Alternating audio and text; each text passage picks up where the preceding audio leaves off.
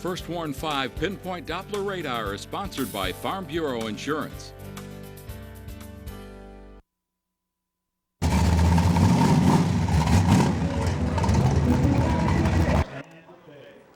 The engines were purring today in Old Town as local car buffs showed off their classic rides, but the shiny chrome and deluxe paint jobs were just part of the fun. WNEM TV5's Jay Brando shows us how they're bringing the community together. The world was a much simpler place when these beauties were brand new on the showroom floor. The styling and the horsepower keep the good old days alive and still capture the imagination of the young and the old. What is it about the car shows that's so cool? The old cars and the people that enjoy them. I love looking at the old cars and people restoring them. You like the cars too? Yeah. Four-wheeled beauties aren't the only eye candy in old Saginaw City. There we go. That's all you get. And there's more to this car show than meets the eye. Third annual car show in Old Town Motorfest down in Old Town Saginaw. Why? Why? We're raising funds. This year it's going to the Veterans Memorial on South Washington, and also some of it's going to Troop 304, Boy Scout Troop. It brings people down, it opens up our community, and it's very family oriented, and it's fun to walk the streets. What can people discover who have not yet been to Old Town in a while? What can they rediscover? They can rediscover that there's new businesses moving in, there are new buildings being built. As one showgoer said, what a great opportunity to visit yesterday while paving the way for Old Town Saginaw's future. In Old Saginaw City, Jay Brando, TV5. And as Jay mentioned, the proceeds from the Old Town Car Show will benefit Veterans Memorial Park and local scout troops. Now, with coverage you can count on, your First Warn 5 forecast.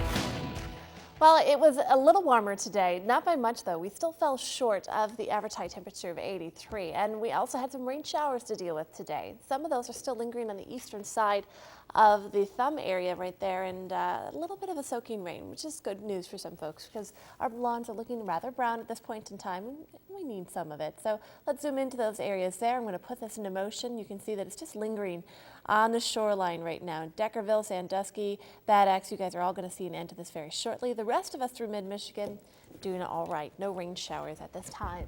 Let's go out to our live cam. Right now in Saginaw, it is 62 degrees. Barometers on the rise. South winds about 5 miles per hour, and the dew point at 59. Let's go to our next stop in Bay City, 61 degrees. And also in Flint, we have 61 degrees there.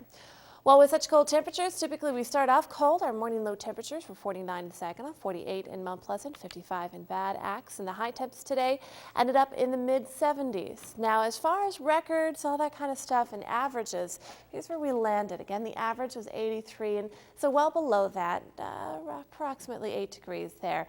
The low temperature pretty far below the average low, 49 there.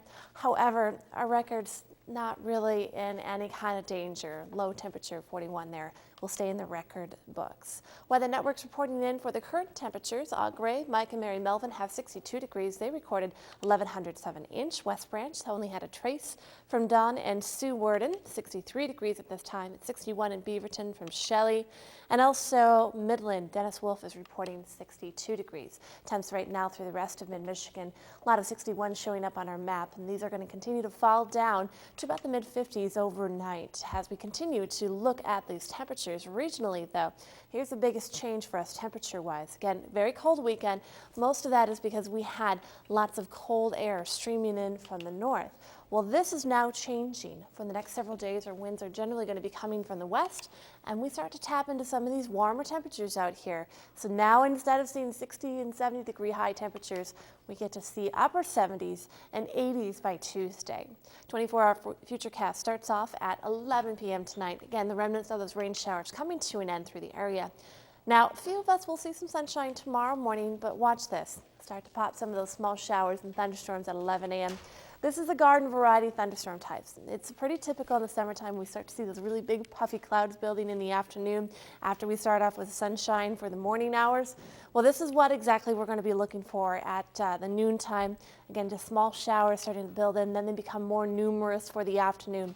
As soon as the sun starts to go down, though, that's when we lose that energy and we lose our chances for pop-up showers and thunderstorms. So by 11 p.m. we'll be nice and dry through the area once again.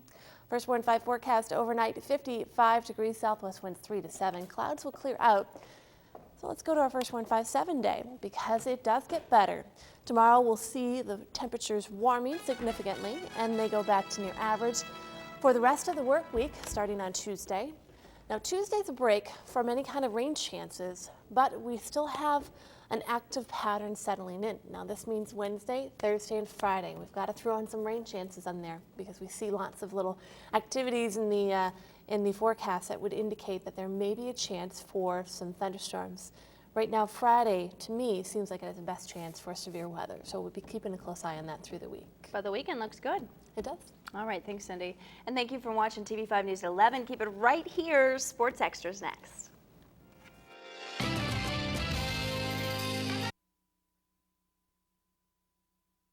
TV5 closed captioning is sponsored by St. Mary's of Michigan. Global demands call for an agricultural revolution. Introducing the Genuity brand, Monsanto's family of breakthrough traits across corn, soybean, cotton, and specialty crops. It's innovation we pursue for only one reason: to help farmers do what they do best, even better. Genuity, farming advanced. You're invited to grab the wheel and drive the Lincoln Difference. Now, drive the Lincoln Difference home, and we'll cover your first 3 payments of up to $700 a month when you buy or lease. Visit your Lincoln dealer or Lincoln.com.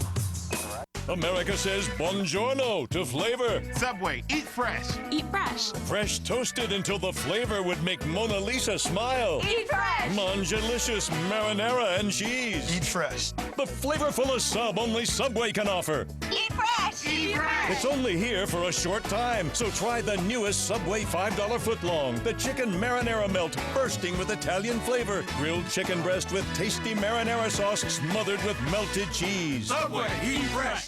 This is the $1 million mega play ticket from the Michigan Lottery. How many $1 million instant prizes are inside? The most ever! Hey, man. Hey, did you buy a ticket? No. Oh, sorry. I'm getting in! Pizza guy! Housekeeping! We need ice. Okay. Please! Buy a ticket already. You've got to hurry to your Mercury dealer and drive the Mercury Difference. For a limited time, Mercury will cover your first 2 payments, plus you'll get 0% financing on the new Milan. You've got to put Mercury on your list. Now, with coverage you can count on, you're watching Sports Extra.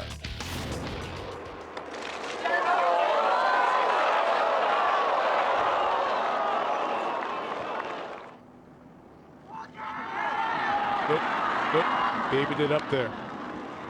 And so we'll have a 4-hole playoff with Tom Watson and Stuart Sink.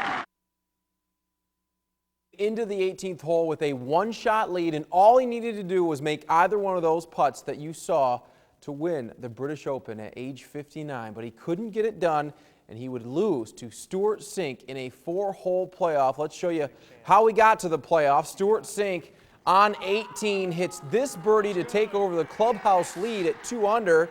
Lee Westwood also at 2 under on 18 has to hit this for par, but he wouldn't do it. He would bogey 3 of his last 4 holes to fall out of contention after Watson's misses on 18. It would be he and Sink in the 4-hole playoff, and Watson's troubles would continue. 3rd playoff hole, he just is in the rough and couldn't get out of it. He would double bogey that hole, and then Sink on the final playoff hole. He already has the lead in this tournament clinching shot. Stuart Sink winning a major championship for the first time, but this British Open, we will always remember Tom Watson, and it will probably go down as the one that Watson had but let slip away. It's okay what they say about the Tom Watson Turnberry Open. That's okay with me. In my heart, I know I played well enough to win this tournament, and I did win it. And I finished it off, in great style, and I had a great time doing it. Well, it would have been a hell of a story, wouldn't it? It would have been a hell of a story. It wasn't to be. And yes, it's a great disappointment. It tears at your gut, as it always has torn at my gut. There are a lot of Tiger fans who think that the team should make a play for Roy Halladay, but after this weekend series against the Yankees, it is pretty obvious they need help on offense. Carlos Guillen is on his way, but that just might not be enough. Cleet Thomas was 1 for 4 with 3 strikeouts. This was the one hit, solo home run, his 6th, giving Detroit a 1-0 lead. Bottom of the inning, though, Alex Rodriguez, career home run number 572, one back now of Harmon Killebrew for 9th all-time. Then, after Miguel Cabrera would pop out with 2 out and 1 on, with 1 out and 2 on, Marcus Timms goes down swinging. Tigers 1 for 26 with runners in scoring position during the 3-game series. Bottom 6, Mark Teixeira, 24th jack of the season. Edwin Jackson pitched strong. He went 7 innings, giving up just 2 runs before the second straight day the Tigers waste a quality start and lose by the score of 2-1. The Great Lakes Loons 5-game winning streak comes to an end. Great Lakes falling to Cedar Rapids today, 9-5.